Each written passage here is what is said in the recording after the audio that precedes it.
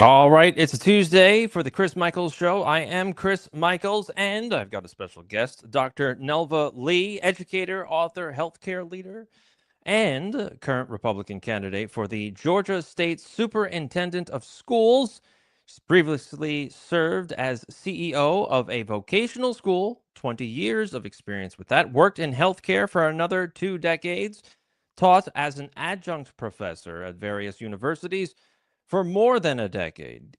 Governor Kemp appointed her to the Georgia Department of Community Health Board and vice chairman of the Henry County Pregnancy Resource Center.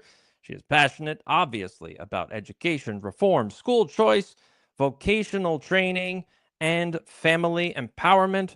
Please welcome Dr. Nelva Lee. How are you tonight? I'm doing amazing. Thank you so much for having me, Chris.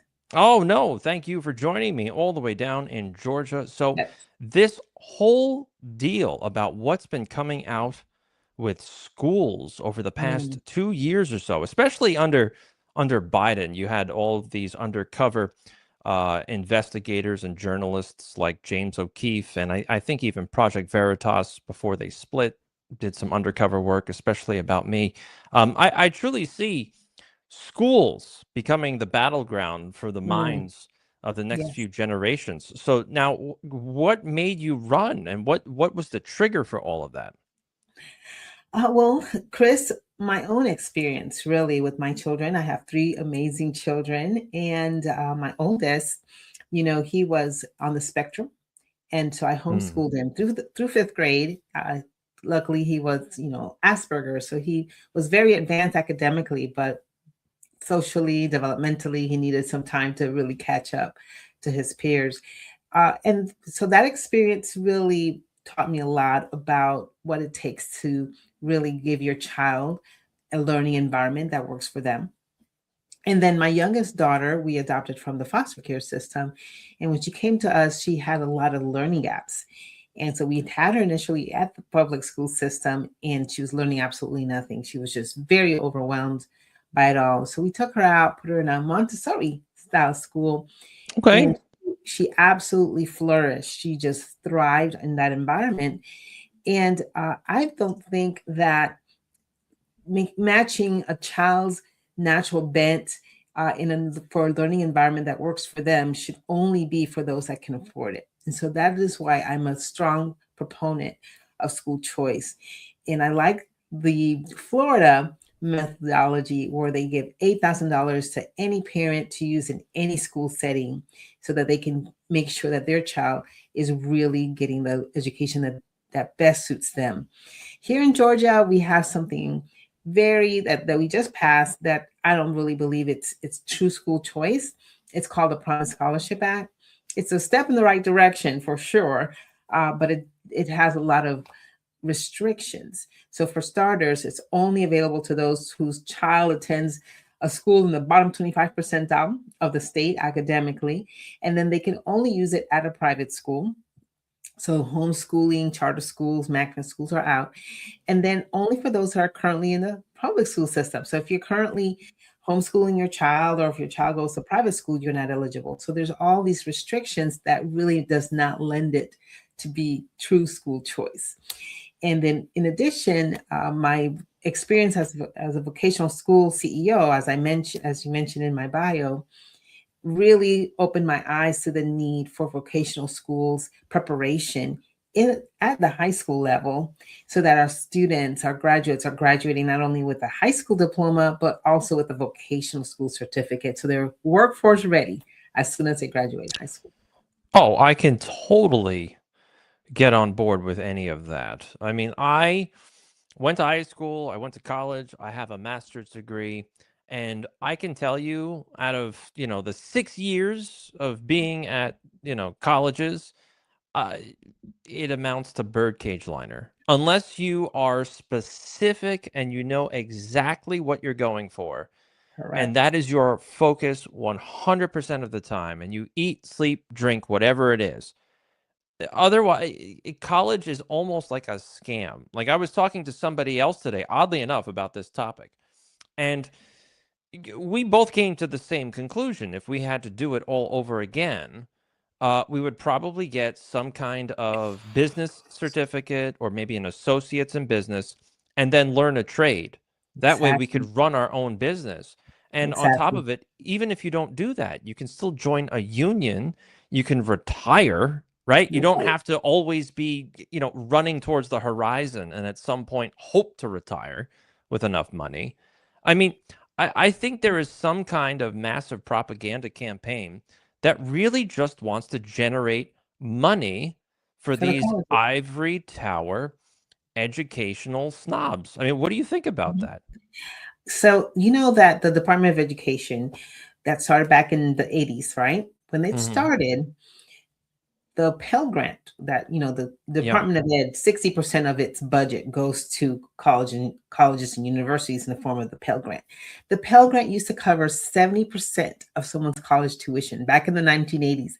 Today, it barely scratches the surface, right? And Wow. so and colleges have outrun inflation. They've outpaced inflation. So we know that inflation has skyrocketed, but in that same time, colleges have outpaced inflation. So we're basically asking our high school graduates when they come out of high school, you either going to get a job that's not going to pay very well, or you're going to get a mortgage, right, in the form of college loans, uh, that's going to prevent you from even getting a real mortgage, getting a house, right? Because so many people are delaying house purchases because they have so much college debt. And so I think there should be a third way and a better way, as you mentioned, getting a tech certificate, getting a business certificate right out of high school so they're workforce ready. Now, regardless of whether or not you believe to be college bound, a tech certificate can benefit you. So I obtained a tech certificate the summer between my junior and senior year in high school in the industry, in the healthcare industry, because that Hmm. is the industry that I intended to go off to college for, and I was able to get experience in the industry, so that it was sort of like a internship, a built-in internship. And so as soon as I finished college, I also had the experience to go along with it. And thus I was able to get a really good paying job. So whether or not you're college bound or not, everyone can benefit from a tech certification. Oh, 100%. I mean, I think there was a real disservice that the United States government did upon the people during the, like you said, during the 80s and 90s, Mhm. really. Because when I was going through high school, and junior high school, it was always you must go to college. And then when Exactly. I got out of college, I was applying to jobs and I was being turned down left and right. And it was a really sad state because you don't know what to do. You were told this whole time that as long as you get a college degree, and I figured, well, I'll get a Your ticket, master's, but right? right, that's it. Mhm. I can just immediately leave college, make at least 100 grand, and then I can ride off into the sunset with a car, retirement, nice house, whatever else. But sadly, that is not the case here in the United States. Right. Have you noticed a difference in the trend lately over the past couple of years? Or are you starting to see more people wake up to this kind of path? I'm starting to see a lot more young people Yeah. opt out of college because they see how Yeah. Right. it's not all it's cracked up to be. However, we're not giving them a realistic option, when they're choosing not to go to college. So we need to give our youngsters a real opportunity for a career and for them to be able to pay their bills. And that is where tech schools come in. Most tech schools, are six-figure income, right? Electrician, welders, plumbers, Oh those are yeah. six income Totally. careers.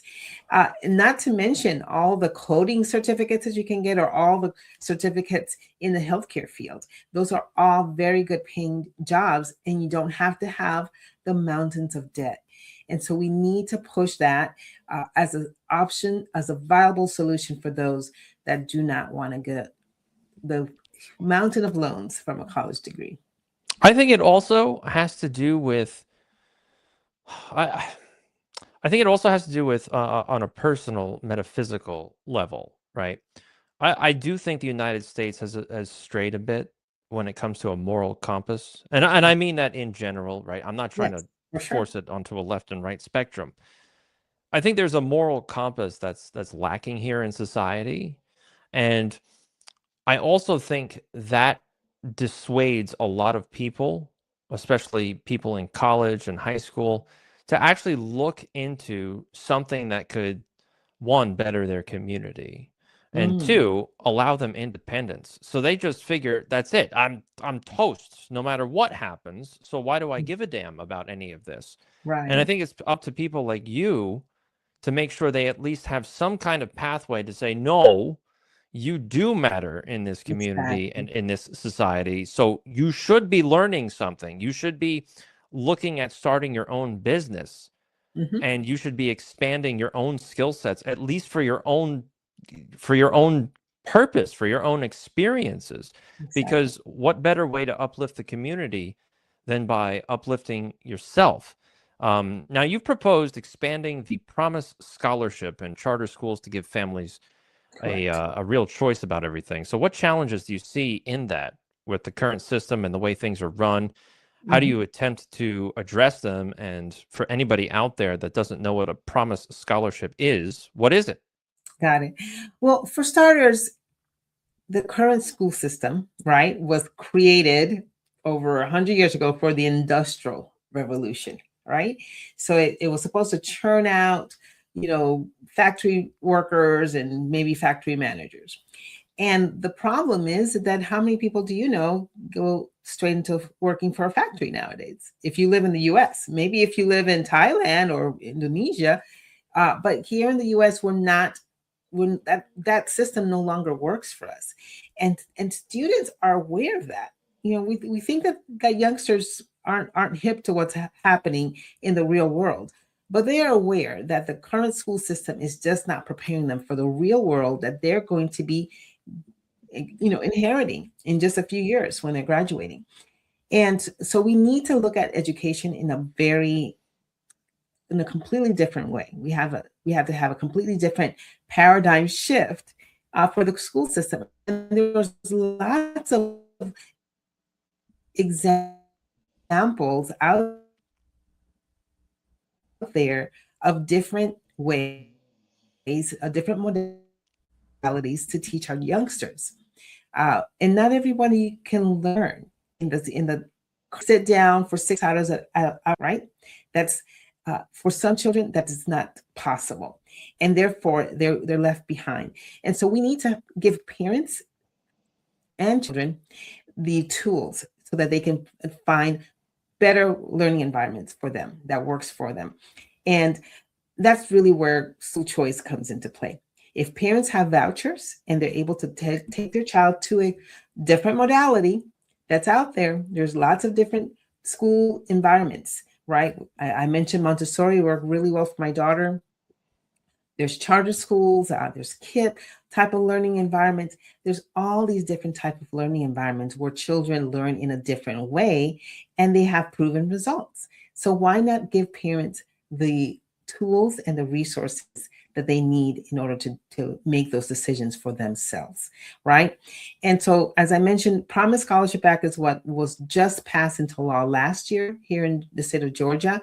And it's a step in the right direction. It gives $6,500 to families that want to take their child out, but they can only take their children, take advantage of this scholarship if their child attends a school that's in the bottom 25 percentile of the state, right, academically, and only if they're currently in the public school system. So if you live in a district in the bottom 25 percentile, but you already took your child out to homeschool them or to private school, you're not eligible.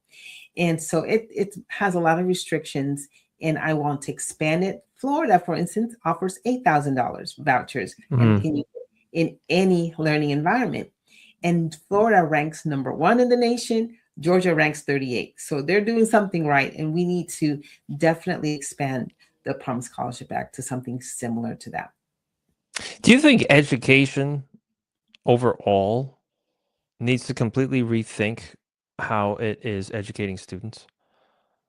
I do. I do. So one of the things that I would like to try as superintendent of schools, if for those schools that I just mentioned that are in the bottom 25 percentile, I'm going to encourage each of those principals to try different modality, right? Why don't we throw out the system that's not obviously not working for your students and let's try to adopt something different that might work better for them.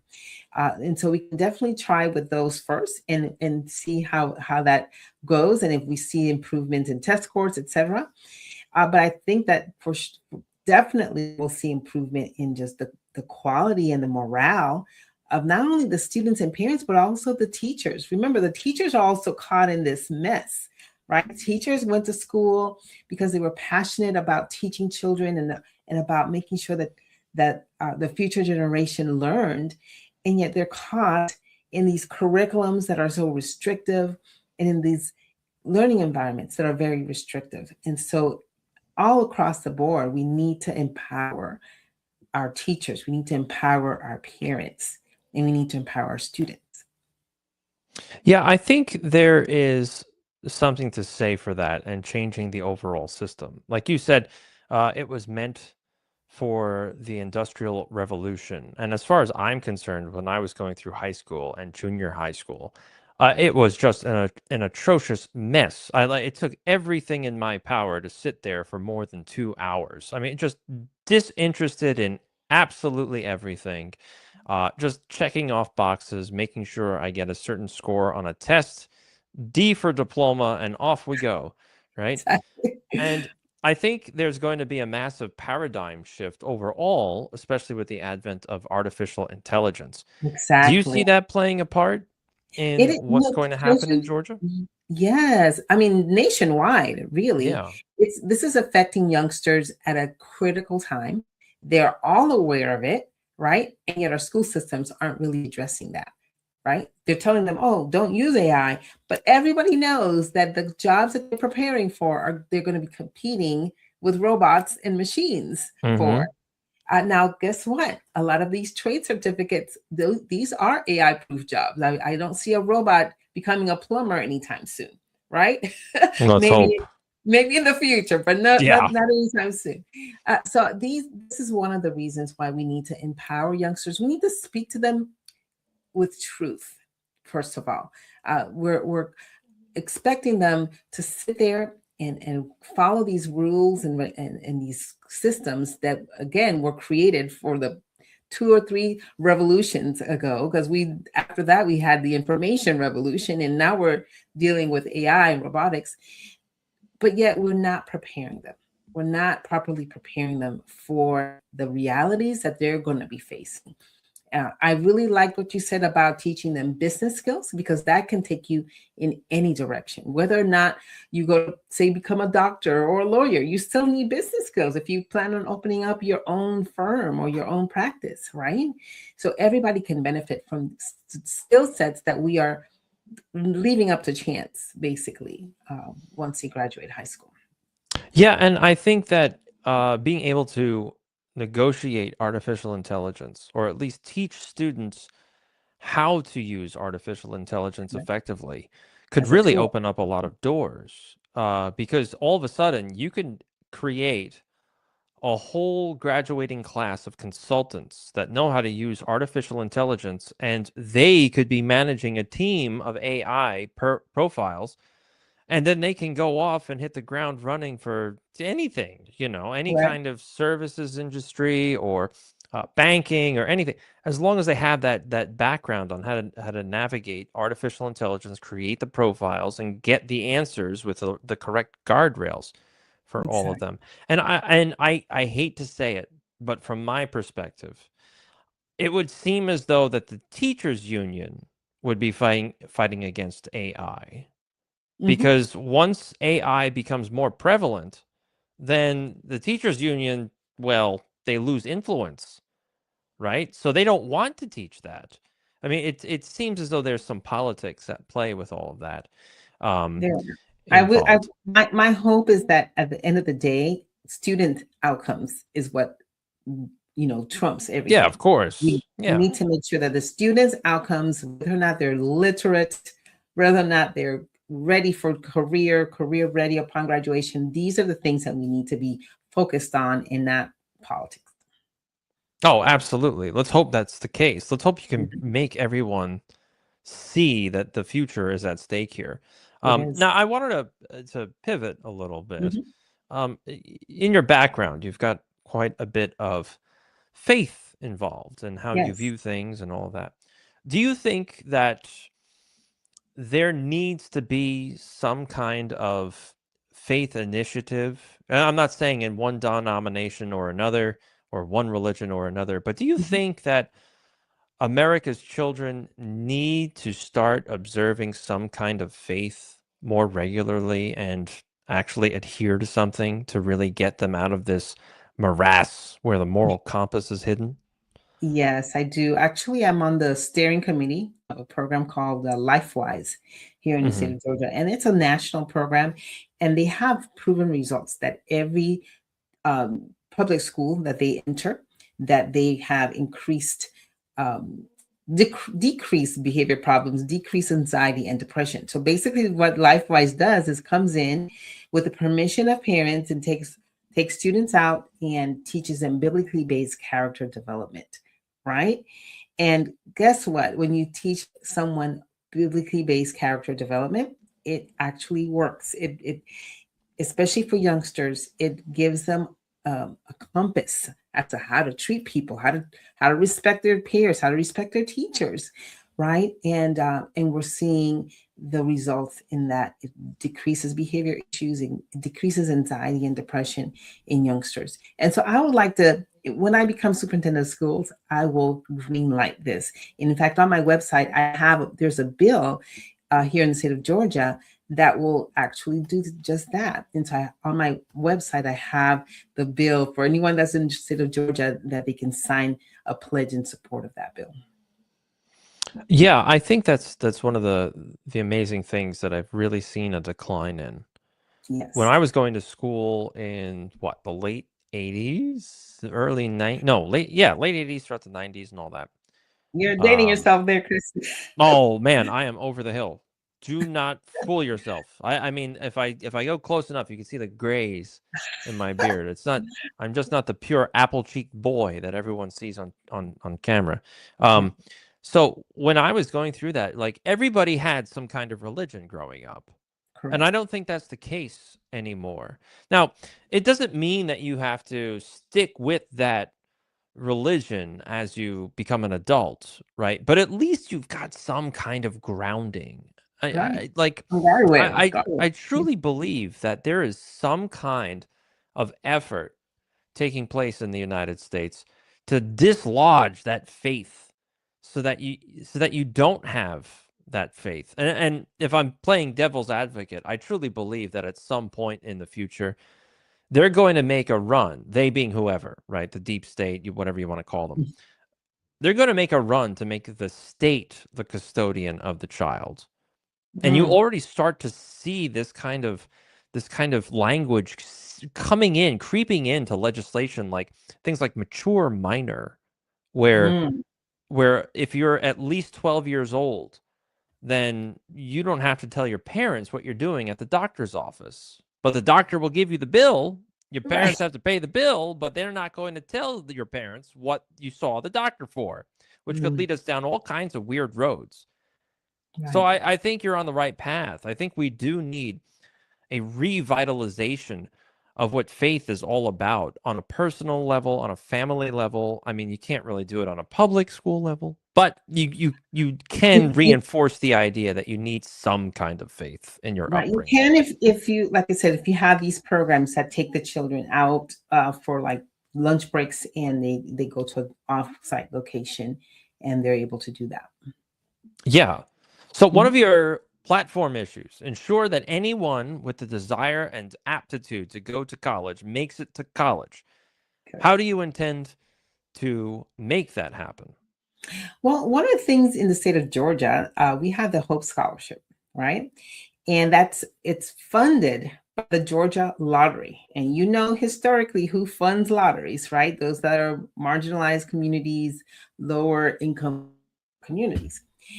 And yet, when their children get these Hope Scholarships, they go to college, and oftentimes within the first, second semester, they're off of it because they're not meeting whatever stage that where they the Hope Scholarship is treated like an athletic scholarship, right? It's very difficult to lose. You keep it as long as you have a bare minimum GPA. We know that when kids go off to college, the first couple of semesters, the first couple of years, they're still getting their footing. This first time away from mom and dad. A lot of them, it's much more freedom that they're used to. So we need to kind of cut them some slack. And yet we are kicking these kids off of the Hope Scholarship, and there goes, we're dashing their hopes. And so I'd like to create a star system where parents know which colleges are going to really nurture and groom their children with these Hope Scholarships, and able to keep them on that for the duration of the 4 years. So the Hope Scholarship, if they get the Hope, it's 75% of their tuition. If they get the Zell Miller, it's 100% of their tuition. Again, it's funded by these lower income families. They should be able to get the majority of the benefit of it. Yeah, I can't tell you how many times I've known people that they got a ride to college, either from their parents or from some kind of scholarship, only to just completely get straight D's and F's for the first 2 years. And then they go, well, college just wasn't for me. Well, say that to your parents after they've dumped tens of thousands of dollars. Right.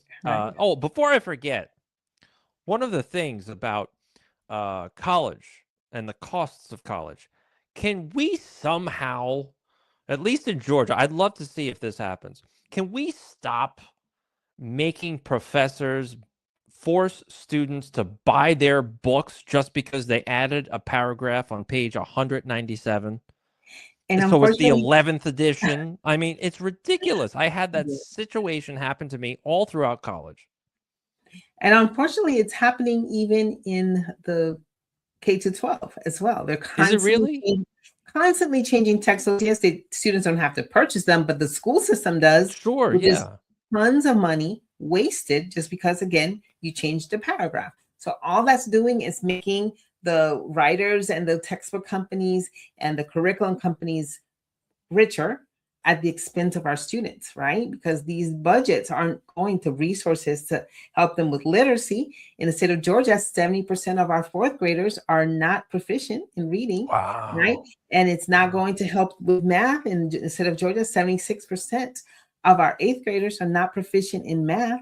So we need to make sure that we're putting the resources where they're needed, not wasted down the drain for 11th or 12th edition textbook.